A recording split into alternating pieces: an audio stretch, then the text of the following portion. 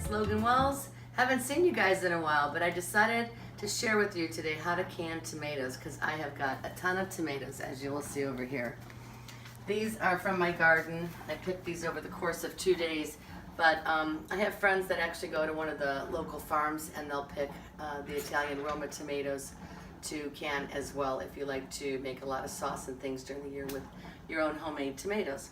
So we're going to put these babies in some jars and I'm going to show you how to do it safely. Alright, one thing I want to mention too is this sauce that I'm making today has a variety of different tomatoes going into it. That's why it's going to be a little watery or than what it would be if you just used the plum tomatoes. If you're using Italian plum tomatoes, this is traditionally what they use to make sauce. There's a lot more meat and pulp to this and a lot less water. That's why it's good for making sauce. But if you're throwing in a lot of your other ones, your early girls, your big boys, better boys, beefsteaks, whatever, they're great tomatoes. They still got a lot of flavor, but you're gonna have to cook out some of the water that's coming from these. I had an abundance of cherry tomatoes too this year, so you know, you just can't eat them fast enough and you can't give them away to the neighbors fast enough. So you might as well throw these in the sauce too. There's nothing wrong with them.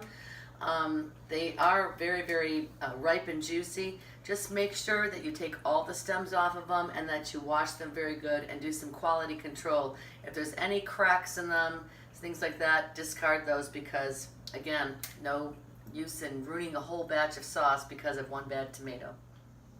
Okay, there's several different ways that you can process tomatoes for making sauce. I'm doing sauce today. You can can them whole as well. I've never done that. I just have always made sauce and use it for you know, making extra spaghetti sauce, eggplant parmesan, soups, things like that. Well, I suggest that you have a glass of wine first of all before you start this whole process. First you need a big pot. A couple big pots actually, depending on how many jars you're going to do.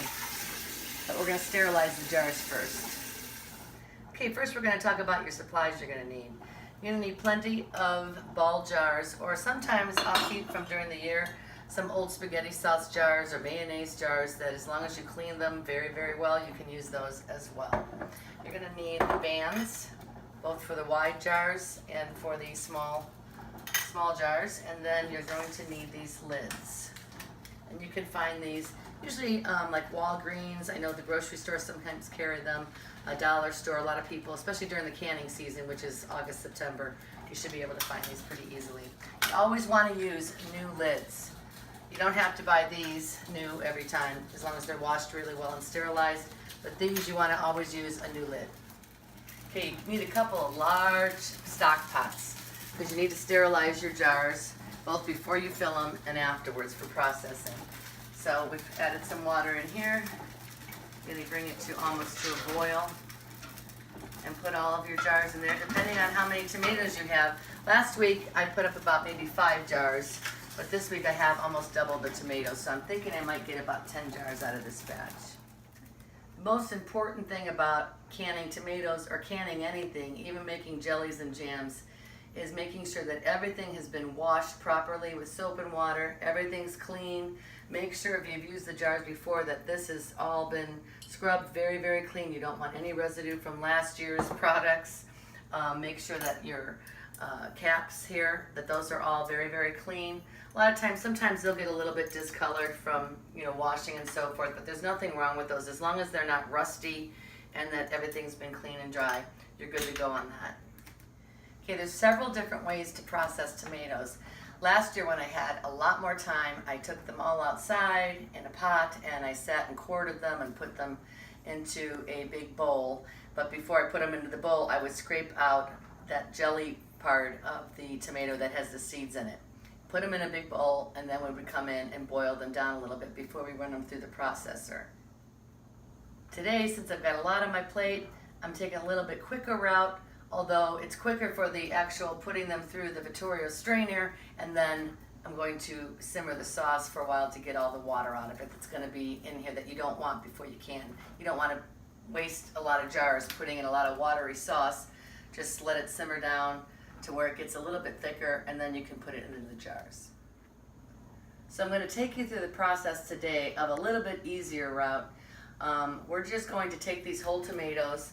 I've got a separate pot here that just has clean boiling water, And we're going to throw the tomatoes in whole, basically in boiling water for maybe about a minute to two. It just loosens the skins off of them.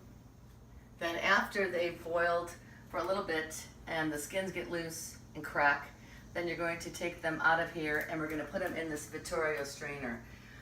I love this. I would never can tomatoes and make sauce without this. This is the easiest thing, because what happens is you put your tomatoes in here and they're hot, and you're going to turn this handle and it brings it down here through this funnel, and there's like a little, like a sieve, and all the junk part of the tomato comes out, the seeds, the skins, if any of the, like the rough parts around the stems are still in there, it gets rid of all that, and all you're left with in this bowl is nice pure sauce.